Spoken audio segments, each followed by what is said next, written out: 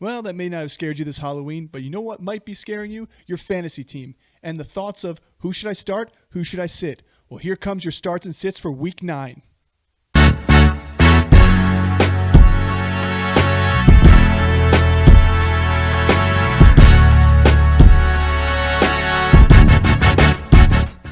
And welcome back to the Center Fantasy Football Podcast. I'm your host, Jono, and happy Halloween. It is Thursday, October 31st. We are going into Thursday night football here.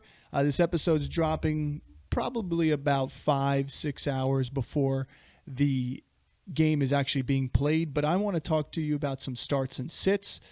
We do have to go over some injuries here, so I do want to focus on that. Chris is not here today, but that being said, not going to stop the information coming to you guys.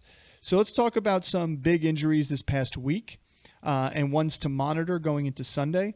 So obviously, Christian Kirk injured for the remainder of the season with that broken collarbone. It's unfortunate, especially because it looked like Jacksonville had a pretty decent game.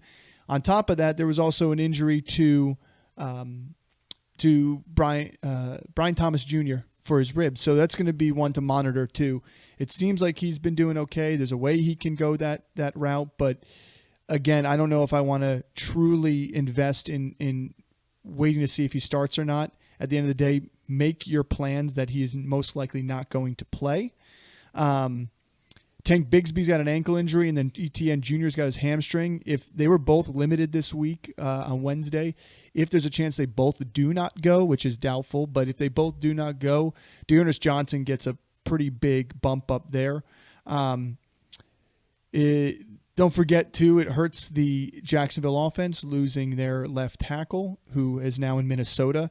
So that's one thing to keep an eye on, too, on how well this offense can move both in the running game, again, in the passing game. For tonight's game, you have minor injuries to the defensive side of the ball. Nothing major to anybody, but Allen Lazard does have a chest injury, so there's a chance he does miss as well. So keep an eye on that one.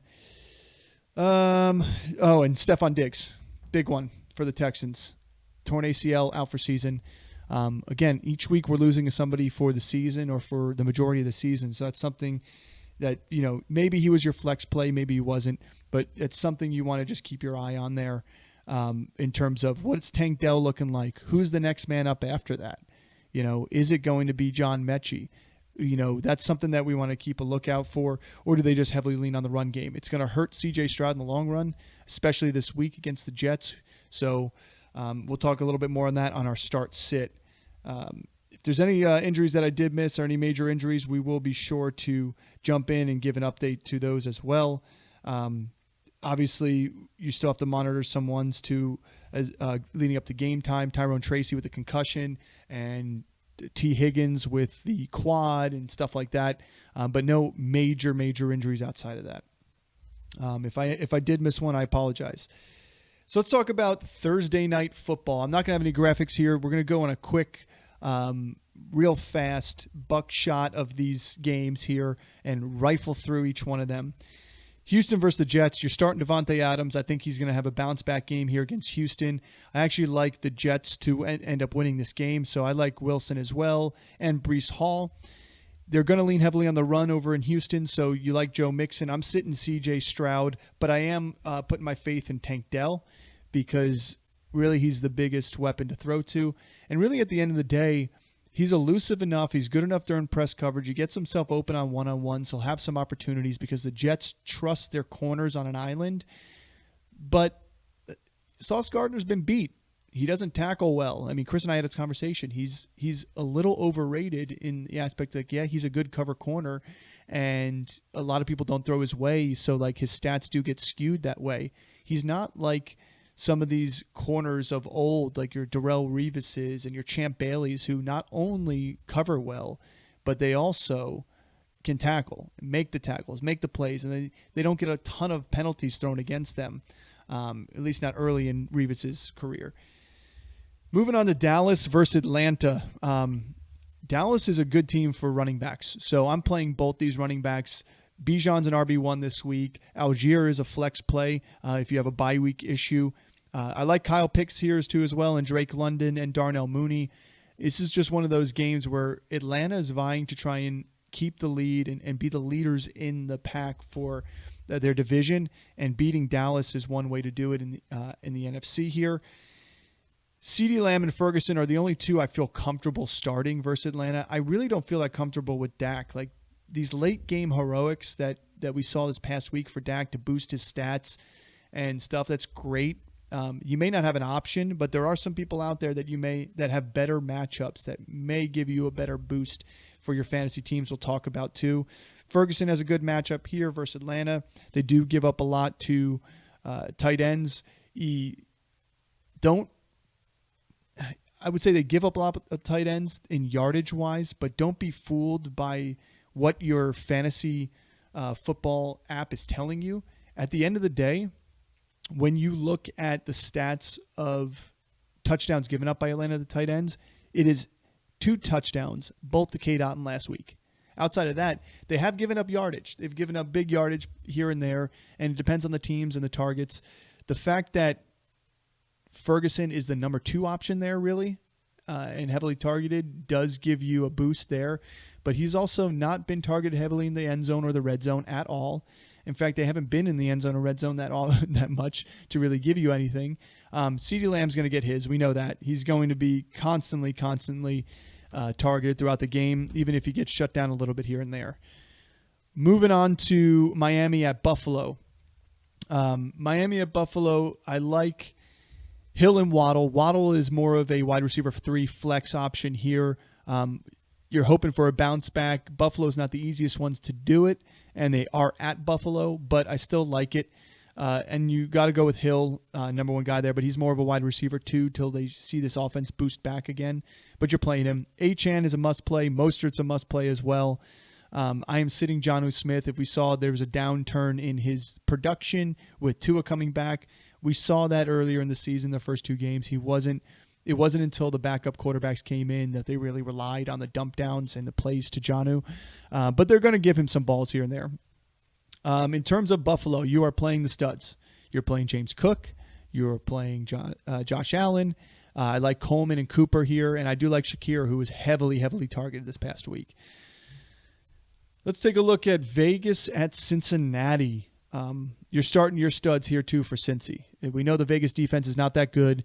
The one thing I would like to say is Joe Burrow has not been performing that well on a fantasy level on a week-to-week basis whenever Higgins is not in the lineup.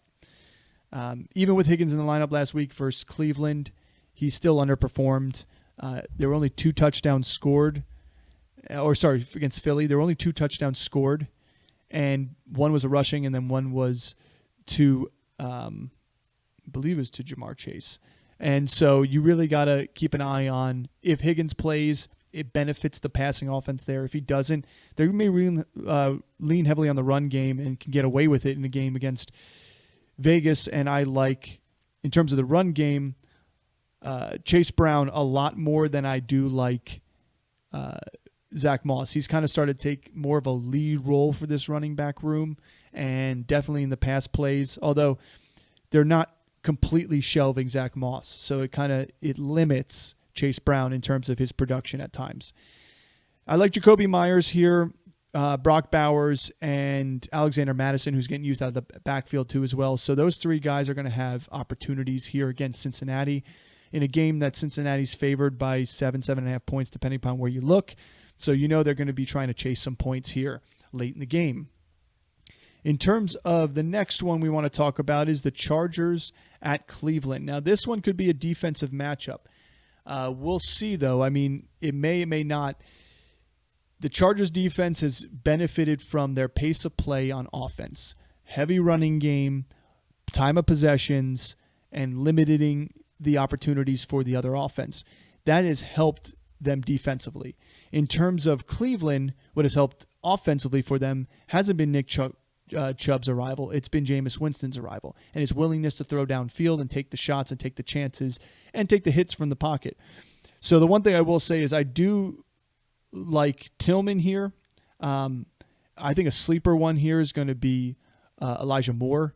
He actually led in targets and had over 80 yards last week if Tillman didn't get that one broken coverage touchdown at the end of the game there versus Baltimore, you would have seen Tillman's production be lower than Elijah Moore's, and Elijah Moore lead the team.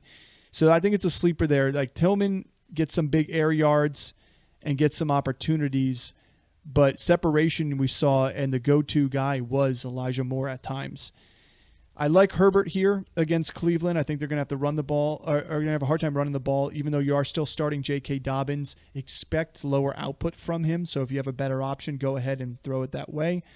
Ladd McConkey has been a revelation. He is exactly what as advertised coming out of the draft class. It took him a little bit to get going, but last week was kind of a breakout party. Start him, start Herbert as well. And then Jameis Winston's an interesting one, whether to start or sit. You may not have a choice. You may have picked him up to start him. There are people out there that have some better opportunities, like Derek Carr's coming back off injury. Bo Nix, surprisingly, playing Baltimore is a good opportunity too. So it may be one of those ones where, hey, the shootout in Baltimore is what gave Jameis Winston his production. I don't expect a shootout versus the Chargers here. Patriots at Tennessee. In terms of who you're going to play for the Patriots, it's pretty much Ramondre Stevenson's the most comfortable person. If Drake May is not going this week, if Drake May is a go, I do like a sleeper opportunity being Kayshon Boutte or Pop if he's back in there. However, if Drake May doesn't go, I'm fading receivers there. Maybe playing Hunter Henry as a streamable option there. And on the other side of the ball versus Tennessee, you're playing Tony Pollard and you're playing Calvin Ridley if he goes to as well, because he has injury designation this week. That's not an exciting game. It's going to be a very low-scoring defensive game. I'd be surprised if it gets up there in points. Washington at New York. This one could be a little bit more reminiscent of the Chicago game. Well, I could hope as a Giants fan that is reminiscent of the Chicago game, where it's not as high scoring as you expect it to be. Second half is when we're going to start seeing some things happen. Both teams are decent enough defensively. Washington's defense has boosted since the start of the season. They are weak against certain big chunk plays. They're weak against the run at times too as well, but a lot of that data gets skewed on a big play here and there.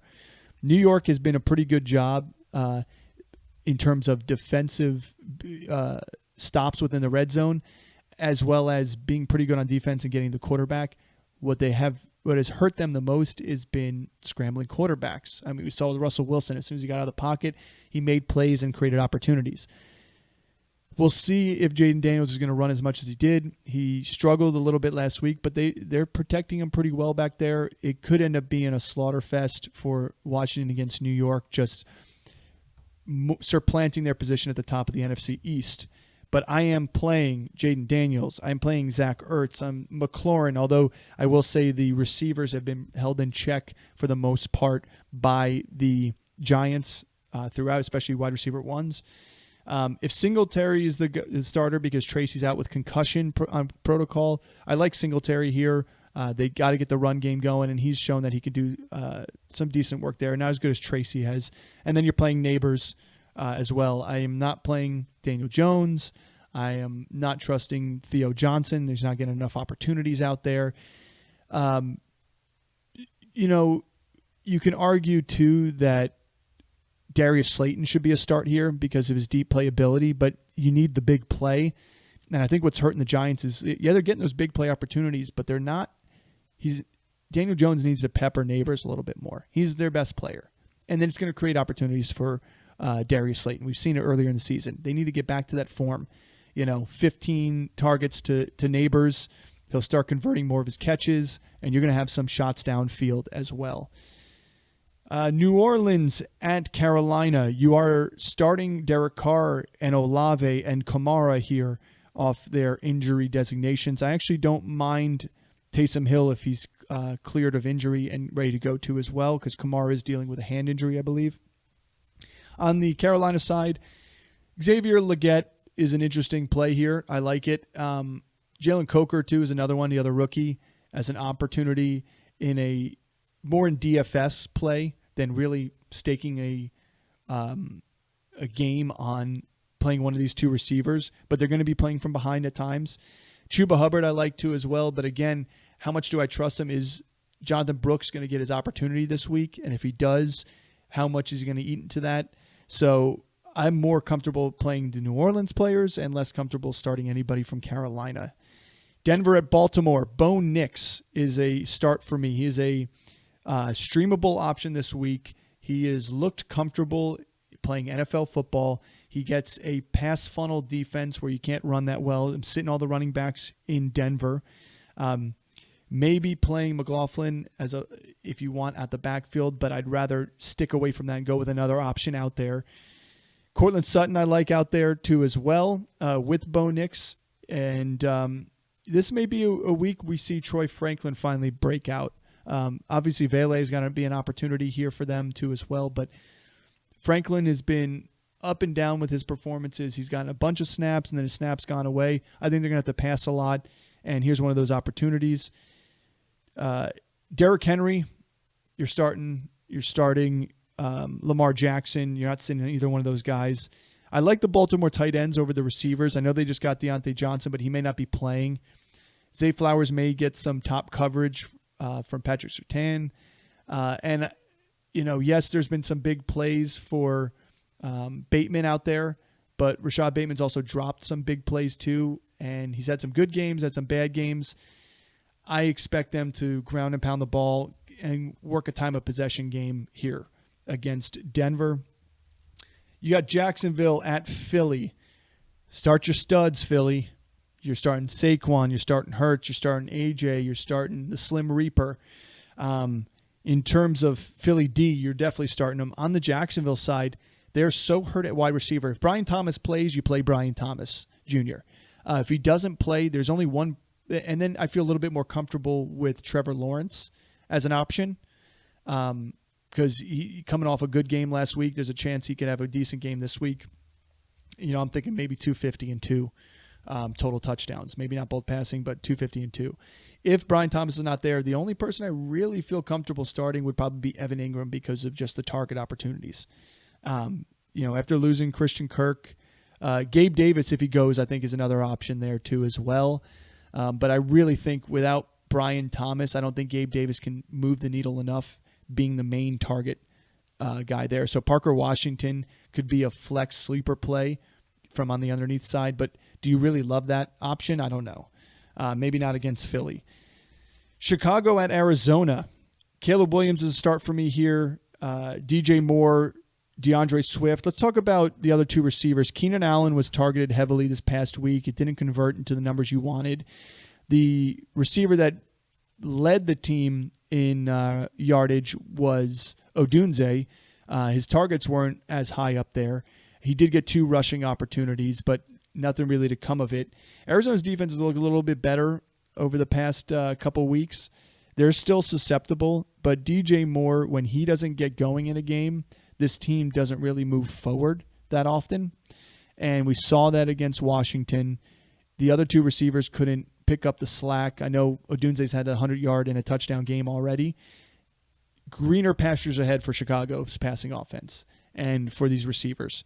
But in my opinion, I'm trusting DJ Moore. If you have to play somebody, I do like Keenan Allen on a bounce back week here against Arizona. You like James Conner. Kyler Murray and Marvin Harrison Jr. are 2 here because of this matchup that may struggle a little bit. Kyler can still do it with his legs like Jaden Daniels did, so that gives him a boost up, and it's worth starting in larger team leagues, in 12-man, 14-team leagues. But Trey McBride, I think, is going to benefit the most out of the passing game here. And don't be surprised if Marvin Harrison Jr. comes back down to earth after that 115 and a touchdown game this past week. Detroit at Green Bay. This game could be considered game of the week. Divisional rivals here. Love to see it. Speaking of love, you're starting him if he goes. He has a growing injury, but it looks like he's progressing the right way into playing this week. You like Jaden Reed. You like Romeo Doubs against his pass funnel Detroit defense. Josh Jacobs is a start here, but he's a low-end RB2 here against a tough rushing defense, but he's a good enough running back that he can give you some value out of it here. So you're not sitting him. Jared Goff is a start too. That's one of those quarterbacks that I like over top of some of these other guys that you may think about starting, like Tua, possibly if no Higgins, you may start him over Burrow. I may do that in this league if there's no Higgins, just based on the numbers without Higgins, over Jameis Winston, and just he's been playing great football as of late.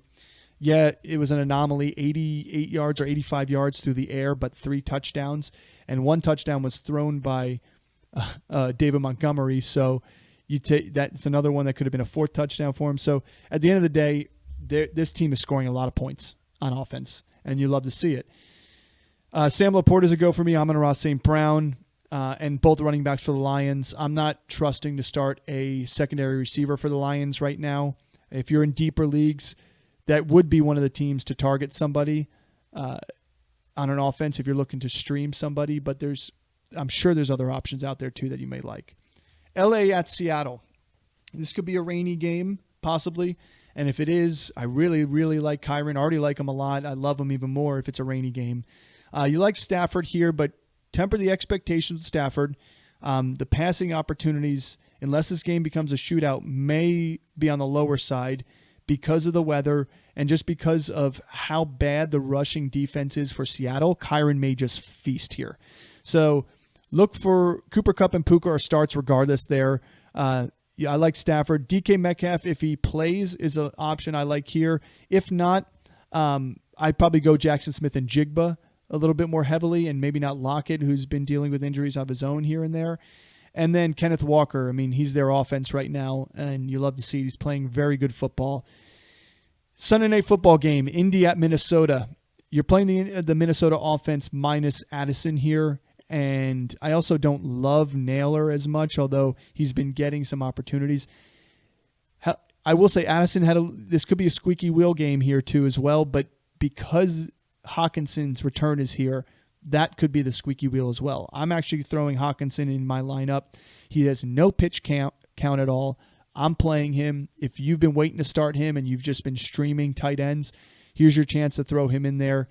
You've got to be realistic that he could dud out and he could just get 30, 40 yards on a couple catches, but you can also finish the game with him getting in the end zone and be happy about your decision to start him because, let's be honest, before his injury last year, he was pretty much tight end 1 in fantasy, and he has been consistent throughout his career in both Detroit and Minnesota. On the other side of the ball, you are playing Taylor. I like Flacco because of Minnesota's ability to give up big plays, so you like Josh Downs here too as well, so he's a startable opportunity. By the way, if he is out there, go get him in your leagues. If Flacco plays rest of the season, this is a plus for Downs in the passing offense. I still do like the Minnesota defense here. They are ball hawks. They create turnovers. They score touchdowns. They're a good defense. They've played victim to a Green Bay game where it was out of reach and Green Bay was just chucking the ball downfield for big plays. I still think they're a good defense to throw out there.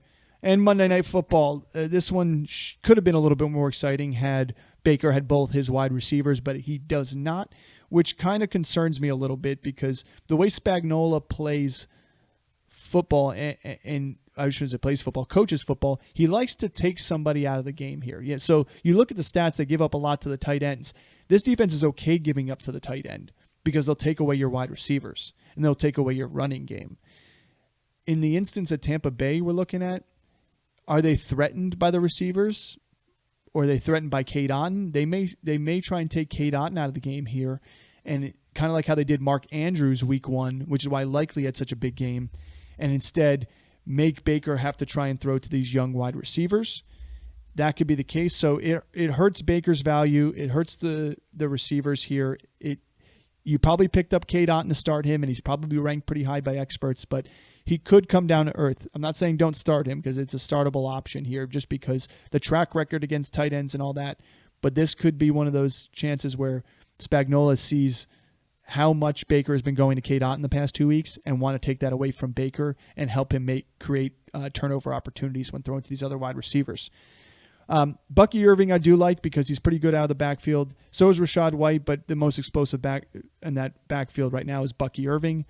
You like Kelsey, you like DeAndre Hopkins, and this could actually be a best game of the fantasy season and maybe the rest of the fantasy season for Pat Mahomes because how easy it is to throw on this defense. So we'll see how that goes there. Those are my start and sit advice. If you have any questions, feel free to leave a comment, catch us on Instagram, and it's Halloween. Be safe, have fun, check your candy, check your lineups, enjoy Thursday Night Football, and as always, don't forget to like and subscribe, hit that notification button, and thanks for tuning in. See you next time.